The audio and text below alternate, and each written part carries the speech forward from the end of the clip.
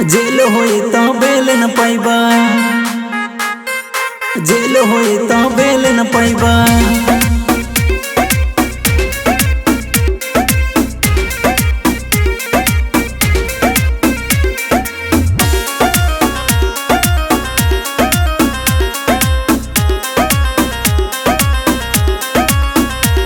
सब चलेला सीना तान के, अब राज संविधान के, अब राज संविधान के।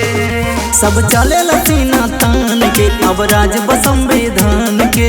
राज संविधान के। गुंडागर्दी कई के झेल न पैबा, खेल कौनो खेल न पैबा। जेल होए तो बेल न पैबा, जेल होए तो बेल न पाइबा। खेल कौनो खेल न पैबा। जेल होए तो बेल न पैबा, जेल होए तो बेल न पाइबा।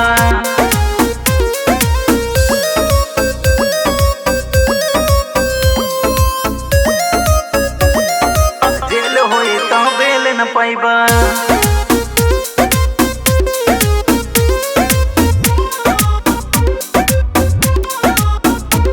पहले के समय बीत गई, अब भेदभाव के रीत गई। जे चलेला सबका साथ लेके, ओही के जीत भइल, ओही के जीत भइल, ओही के जीत भइल। पहले के समय बीत गई, अब भेदभाव के रीत गई। जे चलेला सबका साथ लेके, ओही के जीत भइल।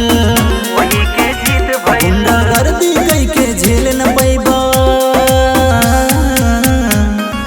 खेल कौनो खेल न पैबा। जेल होए तो बेल न पैबा, जेल होए तो बेल न पाइबा। खेल कौनो खेल न पैबा। जेल होए तो बेल न पैबा, जेल होए तो बेल न पाइबा।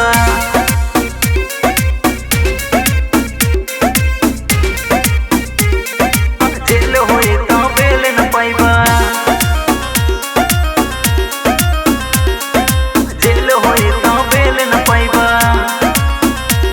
सबके हुआ पढ़ेला, यही से आगे बढ़ेला। जे जानल अपन हक अधिकार, ओही खातिर लड़ेला, ओही खातिर लड़ेला, ओही खातिर लड़ेला। सबके हुआ पढ़ेला, यही से आगे बढ़ेला। जे जानल अपन हक अधिकार, ओही खातिर लड़ेला।